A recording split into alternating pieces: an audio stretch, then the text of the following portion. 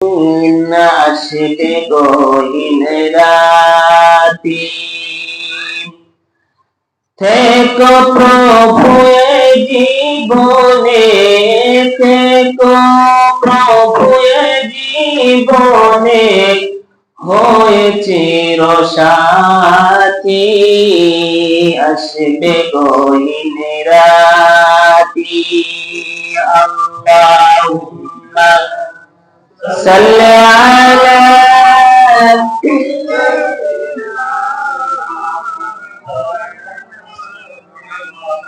وعلى آل سيدنا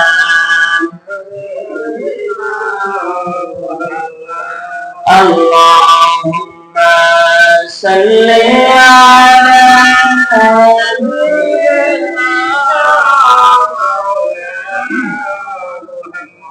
وعلى آل سيدنا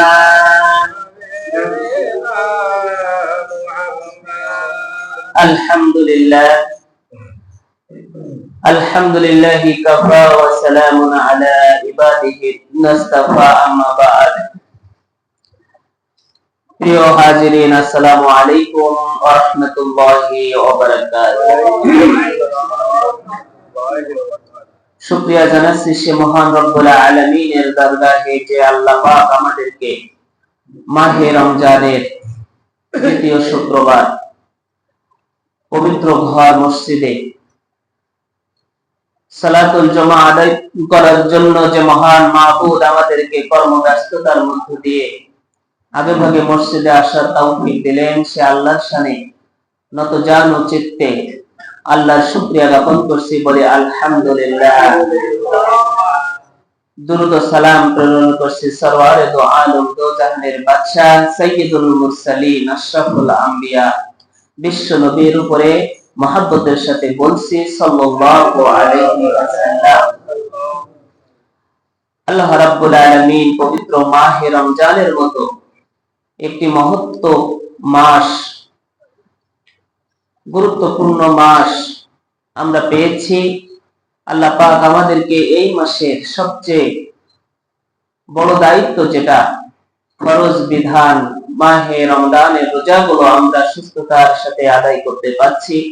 আল্লাহ পাক শারীরিক সমস্ত জটিলতা থেকে মুক্ত করে আমাকে আপনাকে আল্লাহর এই বিধান আদায় করার তৌফিক দিচ্ছেন, বলে আলহামদুলিল্লাহ।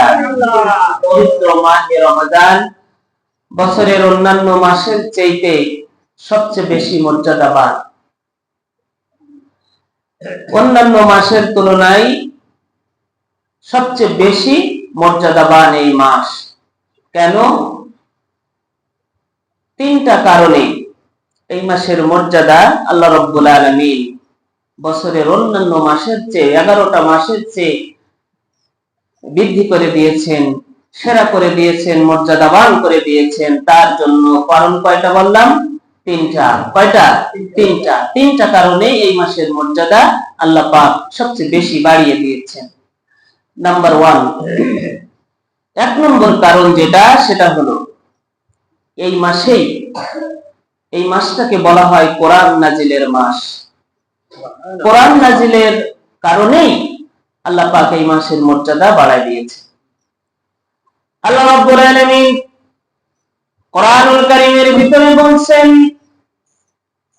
শাহরু রমাদানাল্লাযী উনজিলা ফীহিল কুরআন। মাহে রমজান এমন একটি মাস, যে মাস হলো কোরআন নাজিলের মাস। এই মাসে আমি আল্লাহ রাব্বুল আলামিন কোরআন নাজিল করার মধ্য দিয়ে এই মাসের মর্যাদা তোমাদের কাছে এবং আমার কাছে সবচাইতে বেশি মর্যাদাবান হয়ে গেছে। কোরআন যদি নাজিল না হতো, তাহলে এই মাসের মর্যাদা এত বেশি বাড়তো না। কেন কোরআনকে কোরআন নাজিলের মাস কেন বলা হয়েছে? এবার শোনেন। নবী করিম সাল্লাল্লাহু আলাইহি ওয়াসাল্লাম একটি সুন্দর সমাজ ব্যবস্থা নির্মাণ করার জন্য জগতের সমস্ত বিষয়কে ভুলে গিয়ে এক আল্লাহর ধ্যানে মগ্ন থেকে বিশ্ব নবী সাল্লাল্লাহু আলাইহি ওয়াসাল্লাম মানবতাকে একটি ইনসাফ এবং ন্যায় ভিত্তিক সমাজ উপহার দেওয়ার জন্য আমার নবী হেরা পর্বতের গুহায় মক্কার অদূরে 610 খ্রিস্টাব্দে হেরা পর্বতের ছোট্ট একটা গুহার ভিতরে নবী করিম সাল্লাল্লাহু আলাইহি ওয়াসাল্লাম সেখানে নির্জন অবস্থায় আল্লাহর ধ্যান মগ্ন করতেন।